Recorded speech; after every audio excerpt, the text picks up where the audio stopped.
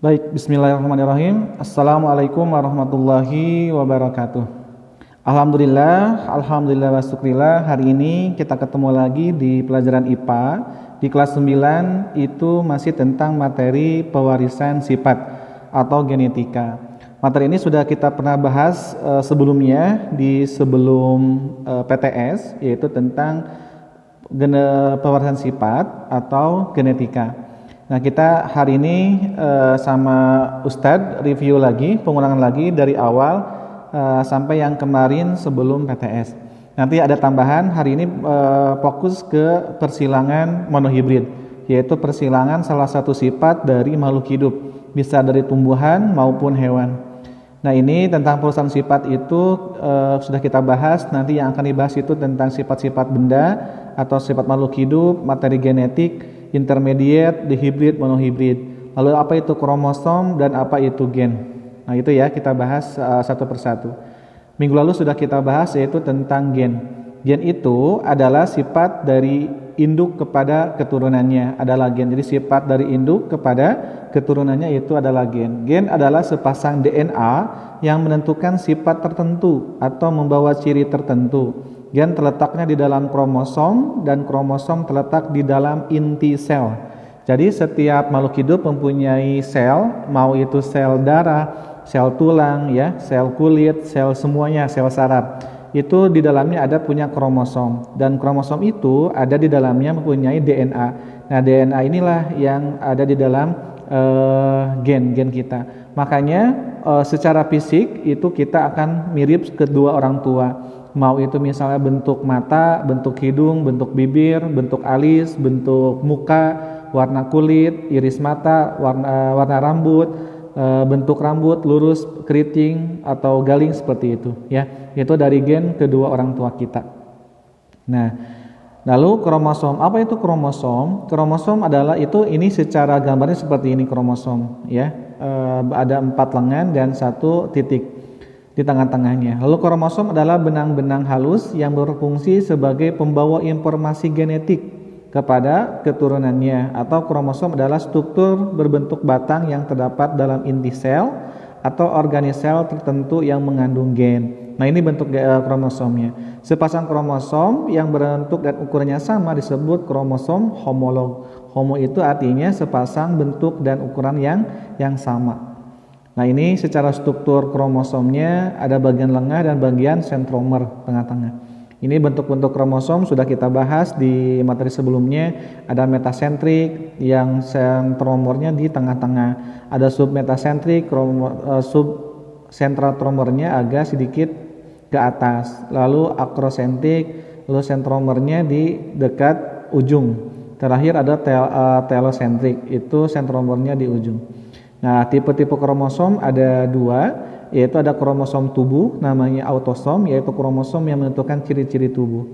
Yang kedua ada namanya kromosom kelamin atau gonosom, yaitu kromosom yang menentukan jenis kelamin pada individu jantan dan betina, ya, atau pada manusia pria atau wanita, misalnya pada kromosom lalat buah atau Drosophila melanogaster. Nah, itu. Nah, setiap makhluk hidup mempunyai sepasang kromosom yang berbeda-beda antara mamalia, apes, ya, reptil dan yang lainnya. Ini macam-macam kromosom pada sel kelamin manusia. Kromosom akan menempati sebuah sel dan sel tersebut memiliki kromosom yang berbeda-beda. Ada 2 macam kromosom yang ada dalam sel kelamin manusia, yaitu kromosom X dan kromosom Y. Biasanya kalau jenis kelaminnya laki-laki itu kromosomnya disimbolkan dengan XY. Kalau kromosomnya perempuan atau wanita itu simbol kromosomnya XX. Nah, itu pada wanita. Jadi ketika misalnya ada anak laki-laki lahir, berarti dia mengandung kromosom Y dari ayahnya dan X dari ibunya. Tapi ketika anak perempuan yang lahir, berarti X dari ayah dan X dari ibunya. Seperti itu. Nah, jumlah kromosom itu inti sel tubuh dan inti sel kelamin suatu organisme mempunyai jumlah kromosom yang berbeda-beda, ya. Makanya kromosom itu beda-beda. Lalu kromosom yang terletak di dalam inti sel itu bersifat diploid 2N atau berpasangan. Diploid itu berpasangan, disimbolnya dengan simbol 2N. Sedangkan di dalam inti sel kelamin atau gamet bersifat haploid atau N saja, tidak berpasangan. Nah ini istilah-istilah yang perlu kalian pahami terkait tentang materi pewarisan sifat. Yang pertama ada namanya parental atau disimbolkan dengan P kapital, parental. Nah ini yang pertama, parental. Apa itu parental? Artinya induk atau orang tua. Itu disimbolkan dengan P kapital. Yang kedua ada namanya filial, disimbolkan dengan F kapital. Filial. Filial itu artinya keturunan. Kalau keturunan itu berarti ketika ada F1 berarti keturunan yang pertama atau anak. Ketika misalnya ada keturunan kedua F2 berarti dari anak itu cucu. Itu simbolnya. Yang berikutnya ada dengan pengertian genotip. Apa itu genotip? Nah, genotip itu artinya sifat-sifat yang menurun yang tidak nampak dari luar, itu genotip. Genotip itu artinya sifat-sifat yang menurun yang tidak nampak dari luar, disimbolkan dengan pasangan huruf. Nah, itu biasanya kalau genotip itu disimbolkan dengan pasangan huruf, ada kapital semua, misalnya ada AA kapital, ada yang berikutnya ada kapital dan non kapital, ini A besar, A kecil, dan ada yang huruf kecil semua. Ya, itu simbol genotip. Yang berikutnya yang keempat ada simbolnya fenotip. Kalau fenotip itu artinya sifat menurun yang nampak dari luar. Yang nampak luar itu contohnya misalnya buahnya berbentuk besar, lalu buah kecil, lalu ada rasa manis, rasa asam, ada batang tinggi, batang pendek. Atau pada manusia misalnya fenotipnya itu ada yang hidung mancung, hidung pesek, ada yang rambut lurus, ada rambut keriting, ada yang kulit hitam, ada yang kulit putih. Itu fenotip yang nampak secara fisik. Nah, berikutnya ada istilah gamet. Gamet itu apa sih? Gamet adalah sel kelamin dan berasal dari genotip. Contohnya genotip AA. Berarti gametnya itu A kapital dan A kecil. Ini gamet. Nah, seperti itu. Lalu ada namanya sifat dominan. Sifat dominan artinya sifat-sifat gen yang selalu nampak atau muncul disimbolkan dengan huruf besar. Itu dominan itu misalnya dengan yang nampak dominan, misalnya A besar, B besar, dan seterusnya. Lalu sifat resesif. Nah, sifat resesif artinya sifat-sifat gen yang tidak selalu nampak atau baru muncul apabila bersama-sama dengan gen resesif lainnya. Ini resesif. Disimbolkan dengan huruf kecil, ya. Itu misalnya A kecil, B kecil, dan seterusnya. Ya, ini simbol contoh. Berikutnya ada nama yang ke-8, sifat intermediate. Intermediate adalah sifat keturunan yang mempunyai ciri perpaduan antara kedua induk. Ya, intermediate itu kedua induk. Contohnya misalnya perpaduan antara bunga warna merah disilangan dengan bunga warna putih. Berarti intermediate-nya berbunga pink. Nah, gitu, karena persilangan dari merah dan putih. Atau misalnya lagi pada manusia, perpaduan antara rambut lurus dengan rambut keriting menghasilkan rambut galing yang setengah lurus setengah keriting, itu galing. Ya, itu intermediate.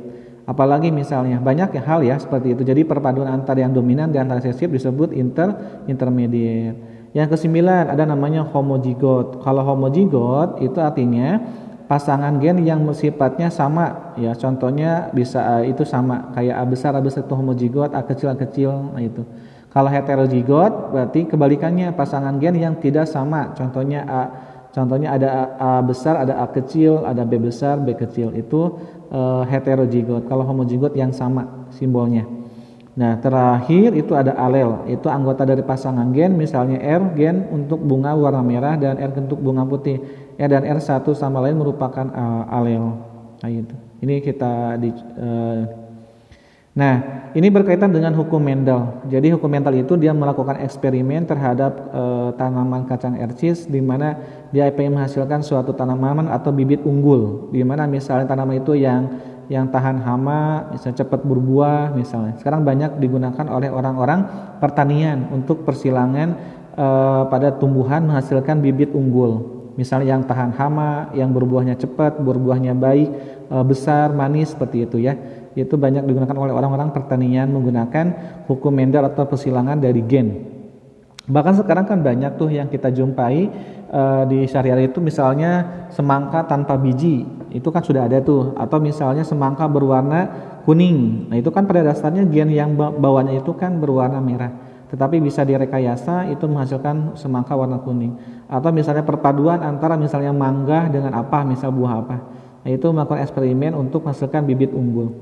Ya, hukum Mendel pertama itu berbunyi atau namanya pemisahan secara bebas atau namanya segresi. Jadi berbunyi itu bahwa pada pembentukan gamet, dua gen yang berpasangan akan dipisahkan ke dalam dua sel atau gamet secara bebas. Nah, ini jadi hukum Mendel satu itu berbunyi seperti itu, bahwa pada pembentukan gamet, dua gen yang berpasangan akan dipisahkan ke dalam dua sel atau gamet secara bebas. Nah, kalau yang hukum Mendel 2, hukumnya itu berpasangan secara bebas.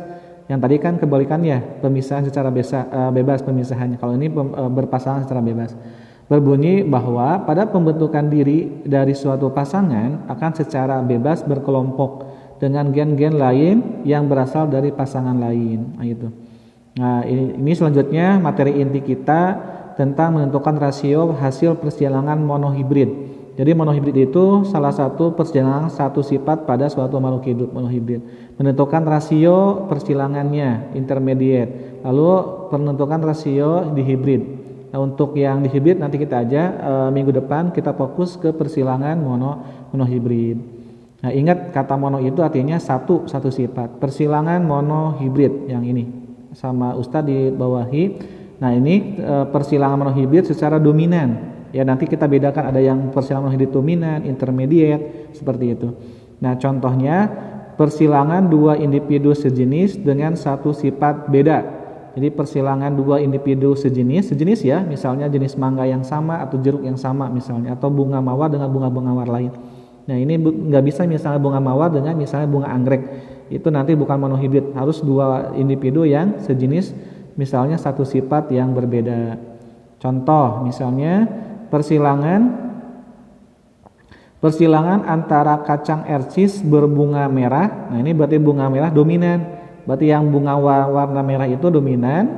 Nah, berarti disimbolkan dengan M kapital dengan M kapital. Ini bunga ercis berbunga merah. Lalu disilangkan dengan kacang ercis berwarna putih. Nah, kalau yang berwarna putih itu resesif. Berarti yang kurang muncul, disimbolkan dengan M kecil dan M kecil lagi. Nah, itu ya. Jadi yang dominan itu yang warna merah, simbolnya itu M besar dan M besar ini dominan. Paham ya? Sampai sini minimal kalian bisa membedakan. Jadi ketika ada huruf kapitalnya double itu berarti yang dominan. Kalau yang kecil berarti itu yang resesif. Apa itu dominan? Sifat yang sering muncul ya, yang nampak. Nah, dapat dibuat bagannya seperti ini. Jadi F itu apa yang tadi yang udah Ustadz jelaskan? Filial itu F itu artinya parental. Parental 1 berarti induk ya. F1 itu atau parental atau induk. Nah, dilambangkan dengan F1. Selanjutnya ada namanya persilangan. Ada yang M besar, ini yang warna merah, yang dominan, disilangkan dengan M kecil resesif yang bunga warna putih. Bisa dipahami ya? Nah, lalu penotip itu artinya yang nampak ya, penotip.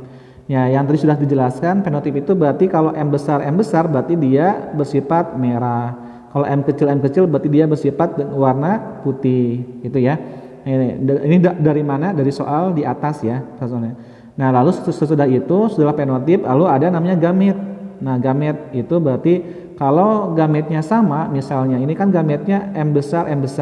Berarti cukup satu, berarti gametnya M besar saja. Ya, ditulisnya di bawah. Lalu yang berikutnya ini kan M besar, M kecil, berarti gametnya M kecil saja. Nah, seperti itu ya. Nah, paham? Jadi nanti habis itu ini kan dari gametnya menghasilkan keturunan F1 berarti filial, berarti anaknya.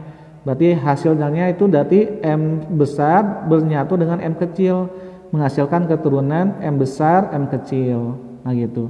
Nah, sifatnya apa? M besar M kecil. Ini sifatnya penotipnya warna merah. Kenapa merah? Karena dia persilangan monohibridnya bersifat dominan. Berarti ketika M besar M kecil, berarti dia lebih ke M besar, berarti yang warna merah disebut dengan dominan. Persilangan monohibrid dominan. Paham ya? Nah, seperti itu. Oke, baik. Kalau sudah paham kita lanjut. Nah, dari persilangan F1 yang tadi ya, F1 persilangannya menghasilkan kan keturunan M besar, M kecil disilangkan dengan sesamanya M besar, M kecil yang tadi yang menghasilkan itu. Ini namanya parental 2 atau induk yang kedua. Dari mana induk kedua yang tadi ya? Hasil dari persilangan F1, M besar disilangkan dengan M kecil. Menghasilkan M besar, M kecil dikalikan dengan M besar, M kecil. Nah, ini masih bersifat merah. Kenapa warna merah? Bukan pink. Karena dia bersifat dominannya warna merah yang M besar. Nah, ini. Nah, gitu. Nah, gametnya apa aja gametnya? Nah, gametnya ini kan beda-beda nih. Kalau yang tadi kan ketika gametnya M besar, berarti cukup satu aja gametnya, berarti M besar 1. Ya. Sama juga ketika misalnya gametnya M kecil, M kecil, M kecil, M kecil. Berarti gametnya M kecil saja 1 mewakili. Nah, tapi ketika gametnya ada 2, M besar dengan M kecil, berarti gametnya ditulis semua. Berarti gametnya yang satu M besar, yang satu M kecil. Bisa dipahami ya? Nah, gitu. Jadi ini gametnya seperti ini. M besar, M kecil, M besar, M kecil. Lalu disilangkan ya ini ke sini menghasilkan nanti ada bagan seperti itu. Ya, nanti menghasilkan keturunan F2 atau cucunya. Nah, gitu. Paham ya? Nah, jadi apa aja nanti bikin bagan. Bikin bagan itu artinya yang satu M besar di atas, yang satu M kecil. Nah, itu.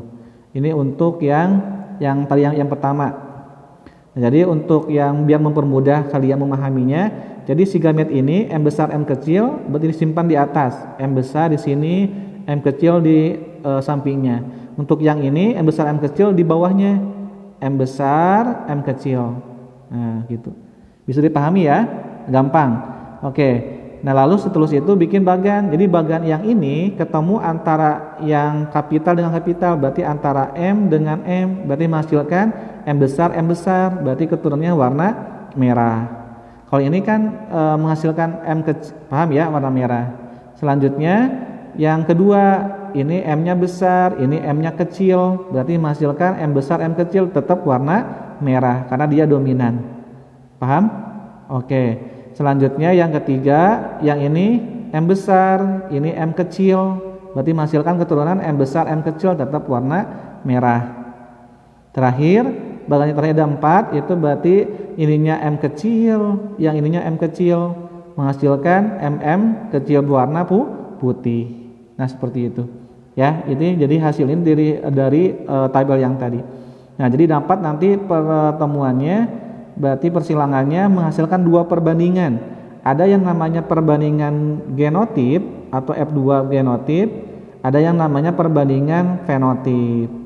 Nah, fenotip apa bedanya? Yuk kita bahas. Bedanya kalau perbandingan genotip berarti pakai lambang. Genotip berarti perbandingan antara M besar berbanding dengan M besar M kecil berbanding dengan M kecil. Nah, ini genotip. Hitung ada berapa M besar M kecilnya. Berarti kalau ada M besar berarti ada 1. Nah, ini 1 perbandingannya. Lalu yang kedua ada namanya M besar M kecil, berarti ada 2. 1, 2. Terakhir ada namanya M kecil, berarti cuma 1 saja. Nah, jadi perbandingannya 1, 2, 1 untuk yang persilangan dominan. Oke. Berikutnya ada namanya perbandingan fenotip. Kalau fenotip itu yang nampak, berarti yang nampak itu ada apa aja? Warna merah dan warna putih. Berarti perbandingannya ada warna merah ada berapa? Ada 1, merah 2, 3. Berarti merah itu warna ada 3, berarti warna 3. Ya, terakhir warna putihnya ada 1, berarti 3 berbanding 1. Jadi kalau perbandingan genotip 1, 2, 1, satunya itu M besar, duanya M besar, M kecil, dan satu lagi M kecil itu untuk perbandingan genotip. Yang kedua perbandingan fenotip itu berarti merah berbanding putih, berarti 3 berbanding 1. Paham ya? Jadi nanti yang disilangkan satu sifat itu warna merah dan warna putih itu berarti yang dominan warna merah keturunannya. Paham? Baik, nanti silahkan coba di tugas ya, nanti habis menyimak materi ini nanti ada tugas lembar kegiatan. Nanti silahkan dicoba lihat caranya yang tadi Ustadz jelasin, lembar kegiatan. Yang pertama itu soalnya tanaman kapri atau ercis berbatang tinggi Nah, T besar, T kecil, ini tinggi berarti dominan.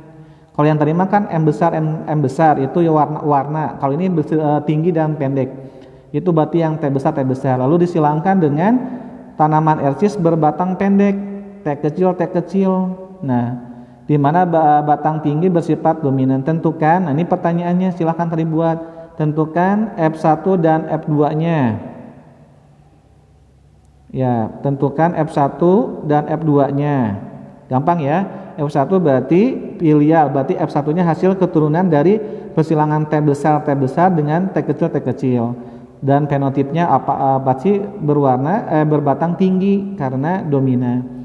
Gitu ya. Nah, berikutnya yang B-nya, F2-nya berhasil persilangan sesama F1, berarti nanti persilangannya antara T besar, T kecil disilangkan dengan sama T besar, T kecil, gitu ya. Nanti silakan dilihat contohnya yang tadi di video. Terakhir itu perbandingan genotip dan fenotipnya, gitu. Oke, dibuat hari ini dicoba latihan.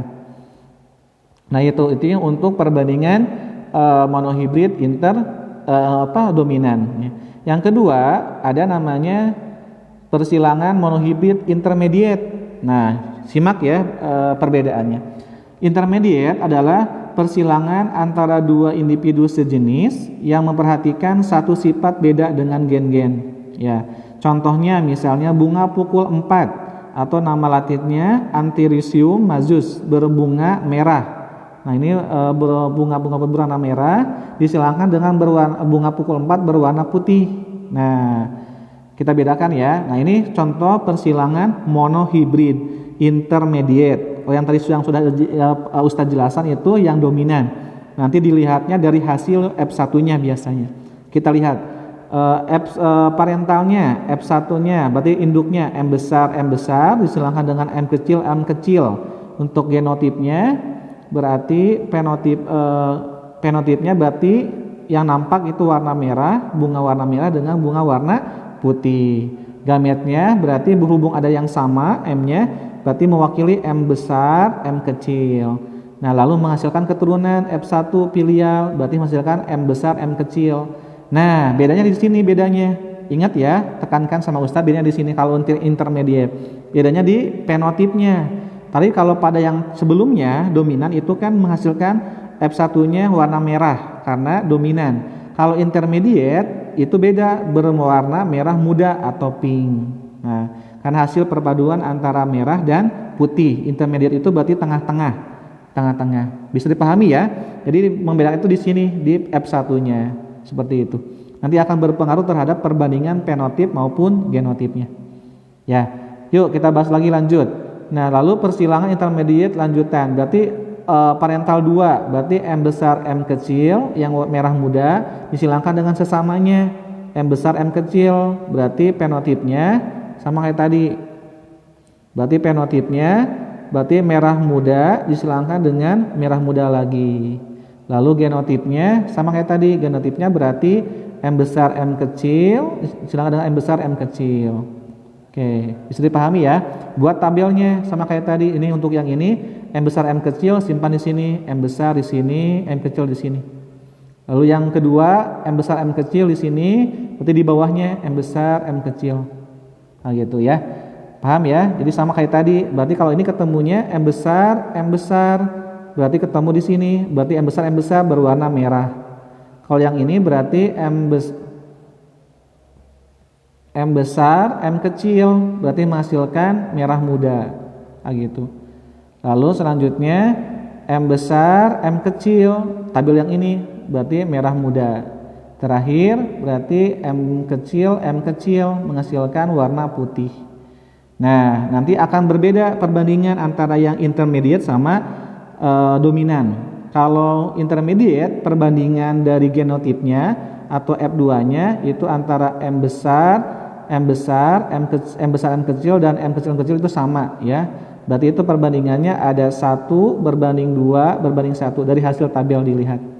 Nah, bedanya di sini perbandingan dari fenotip ya, fenotip atau yang nampak. Berarti ada 3 perbandingannya. Ada yang warna merah, ada yang merah muda dan warna putih. Berarti perbandingannya warna merah 1, merah muda 2, dan warna putih 1. Nah, seperti itu ya. Perbedaannya di sini. Jadi perbedaan di perbandingan fenotip antara intermediate sama yang dominan, seperti itu. Bisa dipahami ya. Nanti silakan dicoba. Misalnya mau warna, mau manis dan asam misalnya. Tapi hurufnya ganti aja. Misalnya mau huruf A sama A besar, A kecil gitu. Boleh, mau huruf D, boleh gitu.